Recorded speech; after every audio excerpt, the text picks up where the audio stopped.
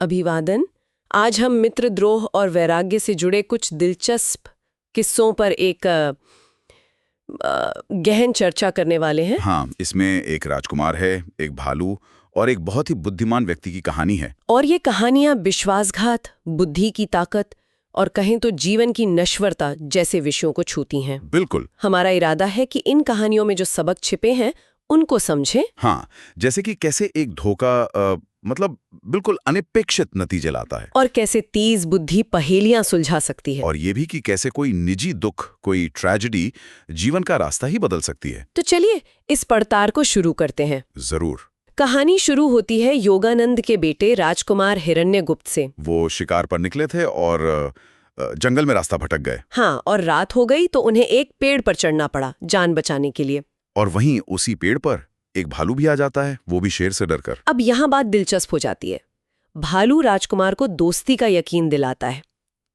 अच्छा। हाँ। और जब नीचे खड़ा शेर भालू से कहता है कि राजकुमार को नीचे फेंक दो, तो भालू मना कर देता है, कहता है ये मेरा मित्र है। वाह, मतलब भालू ने दोस्ती निभाई। बिल्कुल। शुरू में तो यही लगता है, लेकिन कहानी में मोड़ आता है ना? बिल्कुल, यहीं पर चीजें बदल जाती हैं। जब भालू सो रहा था, शेर ने वही बात राजकुमार से कही कि भालू को नीचे फेंक दो। हाँ, और राजकुमार डर के मारे वो कोशिश करता है भालू को गिराने की। ओह, ये तो विश्वासघात हुआ। बिल्कुल, यही है मित्रद्रोह। पर किस्मत से भालू ठीक उसी वक्त जाग गया, गिरा नहीं। बच गया। हाँ, बच गया। लेकिन इस धोखे से वो इतना आहत हुआ कि उसने राजकुमार को श्राप दे दिया। श्राप? कैसा श्राप? कि जब तक ये पूरी घटना, ये विश्वासघात की बात सामने नहीं आएगी, तब तक तुम पागल रहोगे, विक्षिप्त। और क्या राजकुमार सच में? हाँ, वो सचमुच विक्षिप्त हो गया। ये शायद सिर्फ श्राप न हो, बल्कि विश्वासघात का जो गहरा मनोवैज्ञानिक असर होता है, उसका प्रतीक हो। सही बात है। राजा योगानंद तो बहुत परेशान हुए होंगे। जाहिर है, बहुत दुखी। और तब उन्हें वरुरुचि की याद आई, वो विलक्षण बुद्धि वाला मंत्री। वही जिन्हें राजा ने शायद मरवा दिया था। हाँ, ऐसा ही कुछ। लेकिन मंत्री शकटाल, जो शायद मौके की तलाश में था, उसने बताया कि वरुरुचि जीवित हैं और वो उन्हें राजा के सामने ले आया। अच्छा, फिर वरुरुचि ने क्या किया? यहीं वरुरुचि की असाधारण बुद्धि का पता चलता है। वो खुद कहते हैं कि बुद्धिमान व्यक्ति लक्षणों मतलब संकेतों, अनुमान यानी लॉजिकल निष्कर्ष और प्रतिभा, एक तरह के इंट्यूशन से सब कुछ जान लेते हैं। कमाल है। और इसी क्षमता का इस्तेमाल करके वो जंगल में हुई पूरी घटना अक्षरशः बता देते हैं, बिना वहां मौजूद हुए। और राजकुमार? जैसे ही सच सामने आया, राजकुमार ठीक हो गया, श्राप का असर खत्म। ये दिखाता है कि बुद्धि सिर्फ जानना नहीं, बल्कि सच तक पहुंचना है। तो वरुरुचि के लिए सब ठीक हो गया, उन्हें सम्मान मिला होगा। उन्होंने सम्मान ठुकरा दिया, कहा चरित्र की पवित्रता ही विद्वानों का धन है। लेकिन उनके लिए कहानी का अंत सुखद नहीं था। मतलब? जब वो घर पहुंचे तो उन्हें पता चला कि उनके मारे जाने की झूठी खबर सुनकर उनकी पत्नी उपकोषा ने आत्मदाह कर लिया था। हे भगवान! और उनकी माँ भी शोक में चल बसी थी। ये तो बहुत बहुत दुखद है। हाँ, ये भयानक ट्रेजेडी थी। और यही व्यक्तिगत क्षति वरुचि को वैराग्य की तरफ ले गई, मतलब दुनिया से मोहभंग। उन्हें किसी ने सांत्वना दी? हाँ, आचार्य वर्ष ने।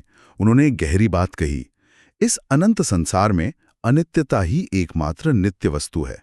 मतलब सब कुछ बदलता रहता है, यही एक सच है जो कभी नहीं बदलता। और इस दुख ने उन्हें सांसारिक जीवन छोड़कर तपोवन जाने के लिए प्रेरित किया, एकांत में। यहाँ हम देखते हैं कि कैसे एक घटना दूसरी से जुड़ी है।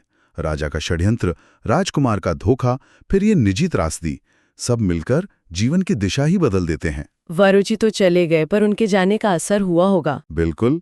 राजनीति में खालीपन आ गया, और इसी खालीपन में वरुरुचि को तपोवन में खबर मिलती है। क्या खबर? कि उनके जाने के बाद मंत्री शकटाल को खुली छूट मिल गई। और इसी दौरान शकटाल ने चाणक्य नाम के एक ब्राह्मण को देखा। चाणक्य? अच्छा, वो क्या कर रहे थे? वो जमीन खोद रहे थे, गुस्से में, क्योंकि कुशा नाम की एक नुकीली घास उनके पैर में चुभ गई थी और वो उससे जड़ से उखाड़ फेंकना चाहते थे। एक घास के लिए इतना गुस्सा? ये एक छोटी सी घटना लगती है, पर यह शायद चाणक्य के स्वभाव का प्रतीक है। उनका दृढ़ निश्चय, बाधाओं को जड़ से मिटाने की उनकी प्रवृत्ति, ये एक चिंगारी जैसी थी। तो इन सारी कहानियों से, इन अंशों से मुख्य बातें क्या निकलती हैं? देखिए, पहली बात तो ये कि मित्रद्रोह यानी विश्वासघात कितना खतरनाक हो सकता है।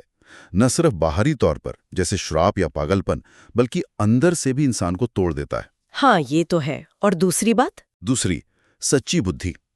वो सिर्फ जानकारी इकट्ठा करना नहीं है, बल्कि संकेतों को समझना, अनुमान लगाना और एक तरह की सहज समझ से सच तक पहुंचना है, जैसे वरुचि ने किया। और तीसरी बात मेरे ख्याल से जीवन की अनिश्चितता और व्यक्तिगत दुख से जुड़ी है। बिल्कुल, कैसे जीवन की अनित्यता और बड़ा नुकसान इंसान को वैराग्य की ओर ले जा सकता है, एक नया नजरिया दे सकता है।